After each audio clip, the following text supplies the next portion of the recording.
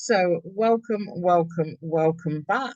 This is part three of our series of The Curious Leader, Selena again. So, in this session today, we are going to be looking at our language and the impact on our mindset and how this is impact on curiosity. So, over the course of the few sessions that we've had, the few parts, we have looked at neuroscience, we've looked at our mind, we have been problem solvers, we have looked at our ability to think of different uses, find solutions, and also our memory and our mind, and how this impacts on our curiosity, how this impacts on our ability to lead, to come up with new solutions.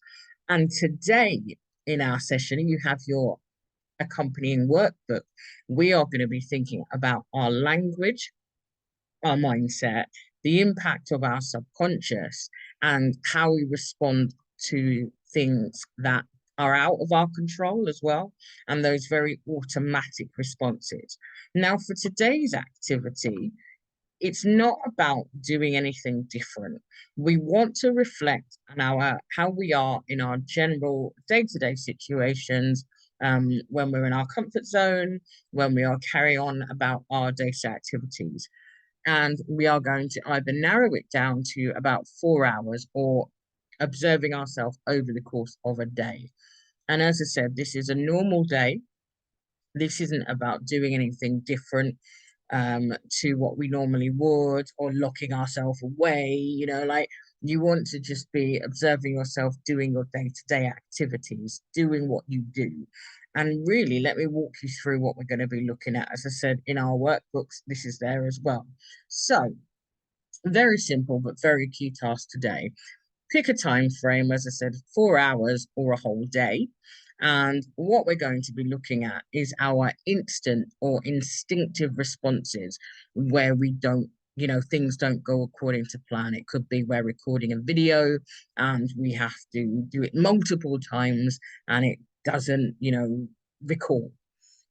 Train time, changes, or something happens with our computer, our phone, someone doesn't turn up, different situations kind of that are normal.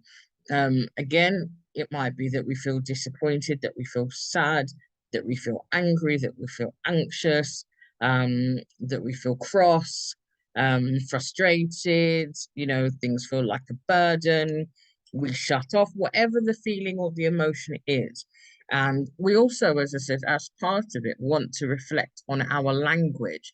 So, verbally, non-verbally as well. What is it like? What language are we using?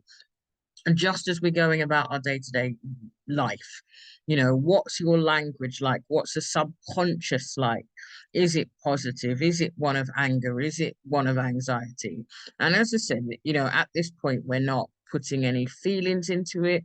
We are just reviewing. Is it a pattern? Are there surprises? Are there things that we didn't expect?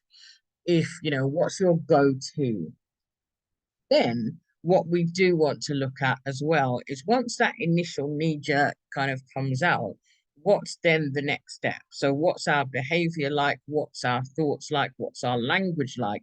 What are the patterns? So once you've got that initial rah, or whatever the feeling is, whatever the response is, what then happens next? How do you move through into action? How do you move through into solutions, finding support, finding a way forward, from whatever that situation is? So in your workbook, as I said, there are spaces for you to reflect on this, to reflect on the circumstance, to reflect on the behavior, to reflect on what you did, what you said, what your body did, how you felt inside as well, because that might be part of our reaction. We get this feeling of heat, this in our stomachs, what happens? Then again, the next part is thinking about, how does this help or hinder? yourself or ourselves in our daily lives, but also as leaders, as business owners, what's that initial, what's the impact it's then having on you, on us as a leader, as a business owner, whether you've got a team, whether it's talking about your family, whether it's talking about colleagues, others around you. And then again, as I said, it's thinking about, is this habitual? Is this a pattern?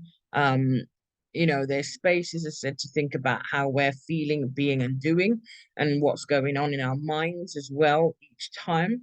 Um, our key reflections, our key learning, and as always, our next steps and action points. As I said, this isn't about doing anything different to you that you normally would. It's not about making sure you sit if you would normally go out, or being really angry about how you respond. But it's that awareness, it's that self-awareness, isn't it?